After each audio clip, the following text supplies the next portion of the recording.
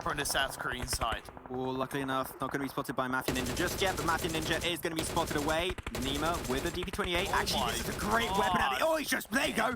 That's done. That get completely obliterated and destroyed by the entirety of DRS. So really good play. Unfortunately, A1 delayed that rotation. They tried to go for a sneaky rotate just like Reject, but unfortunately for them, it didn't quite work out. As there we go, we said it, we want to see Valdez go for the aggressive play and take down Blacklist International. That's exactly what they're doing.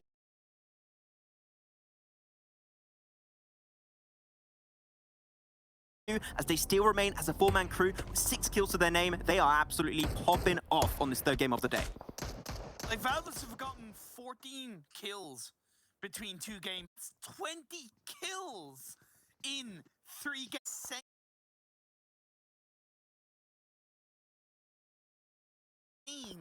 At the start of the PMWI, really strong aggression and control from Valdez Esports. They have absolutely no fear on any kind of breach coming on through, but we are getting into the latter part of phase 4, and you can see most of the teams, they are covering the edge. The only team that's in any way in the center of the circle is Navi to hold on to that radio tower square. And they show no intentions of moving away from this spot anytime soon. The only time that you're going to be able to move them away is or if the circle moves out, or if you try and go for the full-on push onto them, and that is not farm wide in the open fields. DRS is going to be nearby them, so you've got to be careful how you sneak your way forward, and seem like DRS are alert of what's happening, as that's going to be Nima instantly put down on his knees by a great shot from Sara on the M4.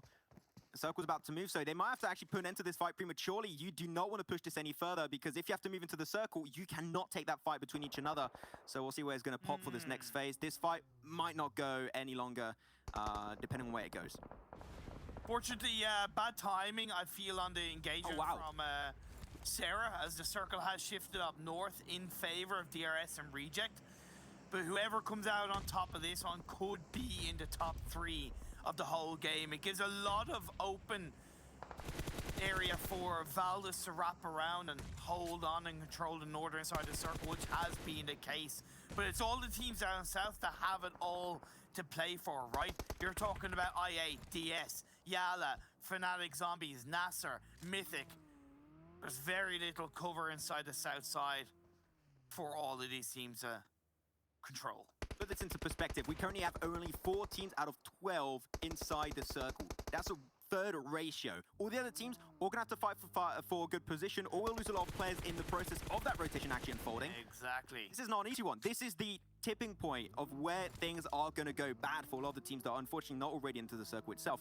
And we'll have to see how things could work out. Geek Fam could be one of the team, and we said it, right? They went for the high ground position very early. It could create a big advantage as Reject go for the engage onto DRS. Perfect. If you do so, you're literally going to be fully uncontested onto the northern western side of this circle. You will be the king of the field as AJ trying to peek a little bit wider and gets mowed down by the opposition. The Japanese team of Reject on absolute fire this game, Imperium. Really good from Reject. They had to create a controlling start. Sarah got the first knock earlier on. They had to take advantage of that. They breach it in. Mythic now on towards the western side. Fnatic Zombies driving in. IA running and gunning as Navi are getting breached inside the radio tower. This is the YOLO moment we were talking about. This is the tipping point. You have to take the fight, or otherwise you will get nothing out of this one. Navi, though, still with the high ground position, they are trying to make sure you do not get any closer to their spot. And now IA going for that play. They're getting actually backstabbed by the zombies right behind them. Struggling, looking at an opportunity to get as many kills as possible, but they're also possibly going to be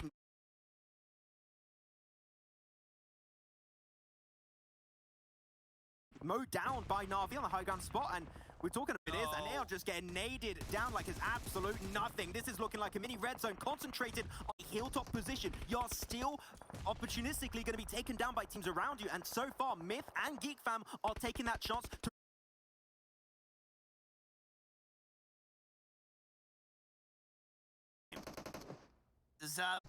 once again, Rabiz is stepping up. Lapis does get Kitsune on the sidelines as Frankie and the Xavier. I thought DS Gaming had the better of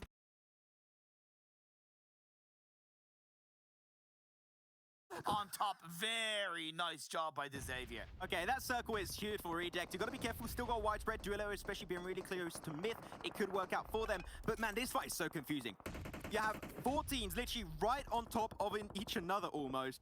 And they are all in nade range, but I think that there's no more nades to use. So you have to go for the shots yourself. Na'Vi, though, despite having so many players knocked, they got back up as a 4-man crew. And that will be enough to take down the opposition of IA, as they are the first team to go down in this 4-way skirmish. Oh my but Na'Vi, they'll get into the cars. They want to move away, but another mini red zone drops right on top of the head. That's 3 down. Kitsune is going to be having to take that 5 versus Xavier as they get completely shut down, and Na'Vi will be out in 7th. Xavier, out of nowhere, picked up 9 kills. That's huge. Good morning, Vietnam. Insane from the Xavier. Opportunistically pulled out. The fact that they were able to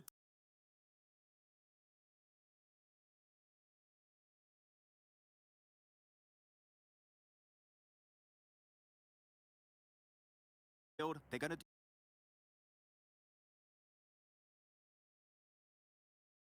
do that with the smokes right now, and they're pushing very close to Myth. And Myth has been a relatively passive team this game, I would say, Imperium. So, in terms of nades, they've been somewhat struggling to get in that spot in the first place. on the outside of the circle. Shots are being fired up. The Xavier has one.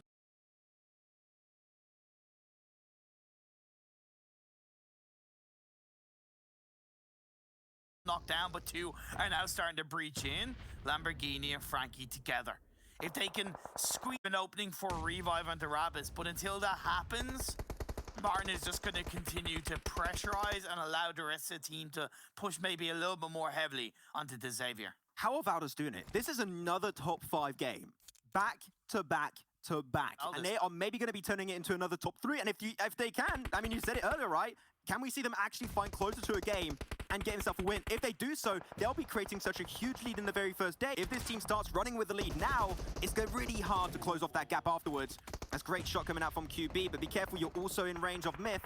He's going to trade some utility back and forth, but the circle's about to shift, and that's going to be the deciding factor of this game, as Snipes has the perfect angle underneath that car, and he gets himself Rio down on his knees, and he's trying to shut down the entirety of Myth. Goes for the spray here, switches over to the M4, taking a lot of damage in the process in the Bloom shot. He's got to switch weapon, but the rest of Geek Fam is there to assist him, and Myth are getting completely overwhelmed, as only Farok is going to be up and ready to go, but unfortunately has no good spot to fight from.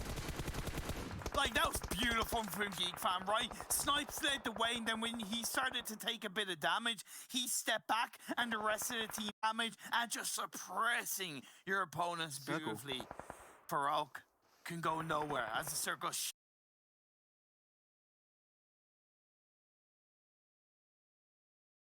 shifts is incredible.